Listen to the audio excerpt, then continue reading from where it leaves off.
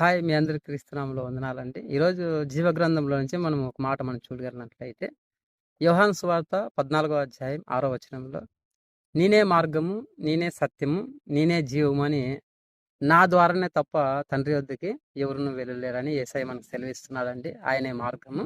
అయితే మార్గం గురించి మనం కొన్ని మాటలు చూస్తే, ఉదాహరణకి ఢిల్లీ నుంచి ముంబాయికి 1400 కిలోమీటర్లు ఉంటుందండి.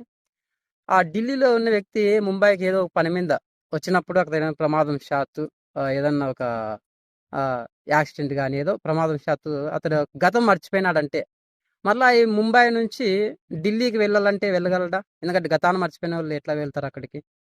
ఢిల్లీలో ఉన్న వ్యక్తి ముంబైకొచ్చినప్పుడు ఎవరైనా తెలిసిన వ్యక్తి ఉంటే, చూస్తే, పిలుచుకుపోతే వెళ్ళగలడు గానీ, కదా అతనంతకంతను ఢిల్లీకి వెళ్ళలేడు.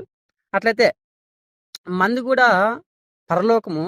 ఆ పరలోకం నుండి మనం ఈ భూమి మీద మనం జన్మించాం గనక, ఆ లోకానికి మనం వెళ్ళాలంటే కదా! ఎలాగ మనం వెళ్తాం? ఈ లోకంలో శరీరాశ, నేత్రాశ, జీవపడము, పాపముల చేత మనము పరలోకాన్ని, తండ్రిని మనం మర్చిపోయినాం గనక, మనం ఆ లోకానికి వెళ్ళాలంటే వెళ్ళలేం.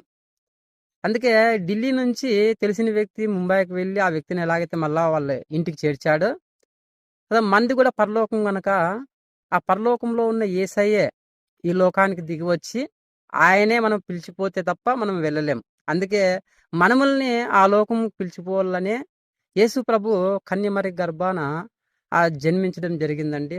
కదా సృష్టికర్త అయిన ఆ ప్రభు ఆయన మనందరి కోసం ఆ లోకం వీడి ఈ లోకానికి దిగివచ్చి మన కొరకు ఎన్నో శ్రమలు, నిందలు, అవమానాలు భరించి కదా! మన కొరకు ఆ ఘోరమైన మరణాన్ని మరణించి, మూడవ దినమున మృత్యుంజయుడు తిరిగి లేచి మనల్నందరినీ కూడా ఆ లోకానికి పిలుచుకోవాలని ఆయన ఆశపడ్డాడండి. కదా! మనం ఆయన మార్గాన్ని మనం తెలుసుకుంటే, మనం ఆ లోకానికి మనం చేరగలము.